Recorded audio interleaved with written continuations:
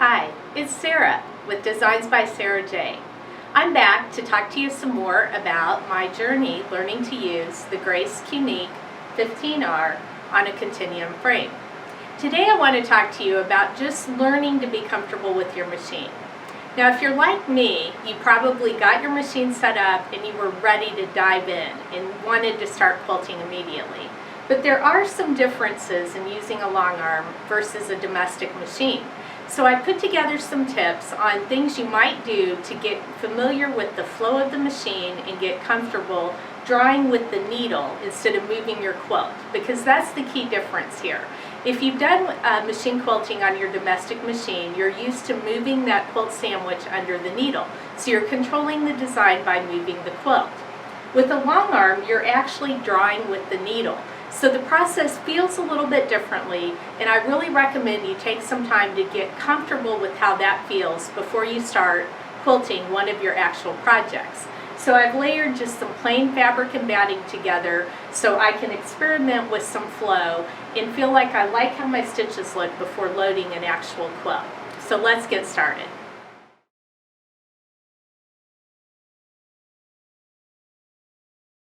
Okay, I posted a few tips on a slide so you would have that for reference. And just to review, I've got my needle set in the down position because I want to make sure when I stop, the machine will stay anchored where I have it stopped at. In general, I like to sew with the needle down, and you set that with this large button just by depressing it for 3 seconds. And you'll see on your screen that the needle moves up or down. So if you weren't sure about how to do that, that's the easy way to know that your needle is set in the down position.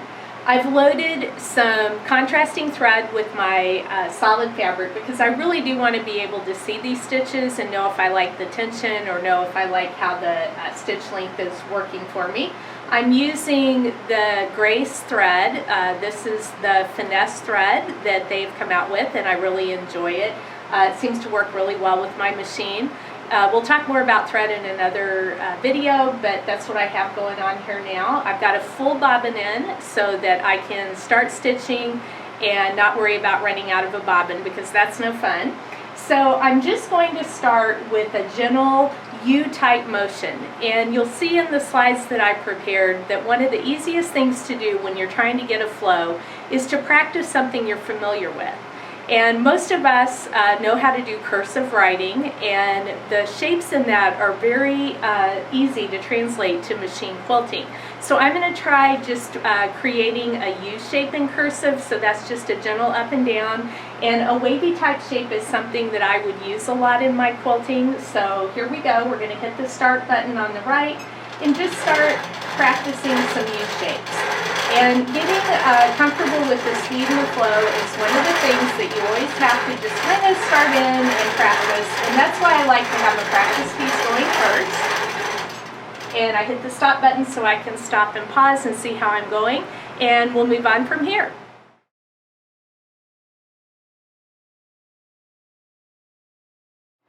Alright, I tried the U shape for a while and then I moved on to an L, and as you know, an L is just a nice loop. And that got me thinking that one thing I would probably actually use in my quilting was an L on the upward swing and then an L going basically upside down, so kind of an up and down loop shape. And I found that I was able to get a lot smoother result with that motion, for me at least, because I'm just starting out. Getting an even L repeated was proving a little challenging, and anyone that knows me and knows my handwriting is going to laugh that I'm trying to duplicate handwriting on this. But I really do think that practicing motions that you're familiar with is the way to get comfortable with machine quilting. But let me just show you. I'm going to start sewing, and I start over here on the edge because I always like to kind of get comfortable again. And then as you can see, I'm just going up and down with that L kind of shape. And that is definitely a filler pattern that I could see myself using. I'll show you a picture of it here shortly. But I've already noticed that I'm much more comfortable in getting the flow up and down on these shapes, and the machine is running more smoothly for me.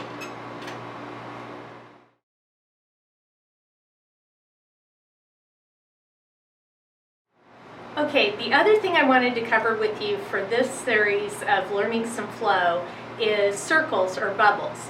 One of my favorite filler designs on a quilt is just a really dense repeating circle. I'd be happy with some projects if that is what the whole quilting was, just a variety of sizes of circles or bubbles. And the secret to creating those is to understand that you are going to be tracing over some of your lines, because each time you make a circle you need to complete it. So even if that requires you to trace over an existing line, it's okay. The other secret to this being an effective filler design is to have circles of varying sizes. So this is where our beginner level skills can really shine and be okay. Creating exactly spaced, precise, perfectly repeating circles is a real acquired skill. But for us, as we're starting out, our circles are likely going to vary in size. They may even wobble a little bit, and that works just fine if you just continue to create lots of circles, layer the thread, and as you layer the thread, it's going to hide any wobbles. So this will be really effective if your thread color matches your top. Remember, I loaded a darker thread here because I want to see my work so I can figure out what I need to adjust. But to do this, we're just going to start quilting, and we're going to make our first circle, and then we're going to come around the opposite direction, make another circle. I'm going to come down here where I can get into a new area, and so I'm making a large circle, and now I'm going to come around, make a little bit smaller, fill in, and this can really be an enjoyable, very simple way to create dense fill on a quilt. And I can see that this could be one of my favorite designs that I will spend some time mastering and using this on a lot of projects.